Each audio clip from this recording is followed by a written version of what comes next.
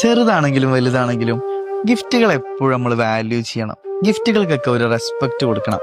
അതെന്താ അറിയോ, ഒരാൾ നമുക്ക് വേണ്ടി ഒരു ഗിഫ്റ്റ് വാങ്ങി തരാന്ന് പറയുമ്പോൾ അയാൾ അതിനു വേണ്ടി ഒരുപാട് ടൈം സ്പെൻഡ് ചെയ്യുന്നുണ്ട്, ഒരുപാട് എഫേർട്ട് എടുക്കുന്നുണ്ട്. നമ്മളെ ഇഷ്ടങ്ങൾ എന്തൊക്കെയാണെന്ന് മനസ്സിലാക്കി അതിനു വേണ്ടി തെരഞ്ഞു നടന്ന് ഒരുപാട് കറങ്ങിയിട്ടാവും ചിലപ്പോൾ അയാൾ ആ ഗിഫ്റ്റ് വാങ്ങിയിട്ടുണ്ടാവുക. ആ ഗിഫ്റ്റ് തരുന്ന സമയത്ത് അയാൾക്ക് ഒരുപാട് ഇമാജിനേഷൻ ഉണ്ടാവും. അതായത് ഇത് നമ്മൾ കൊടുക്കുമ്പോൾ ഇത് വാങ്ങുന്ന ആൾ ഒരുപാട് സന്തോഷത്തോടാണ് ഇത് വാങ്ങുക, അവരുടെ മുഖത്ത് നല്ല തെളിച്ചം വരും, നല്ല ഹാപ്പിനെസ് ഉണ്ടാകും എന്നൊക്കെ അവർ ഇമാജിൻ ചെയ്യും.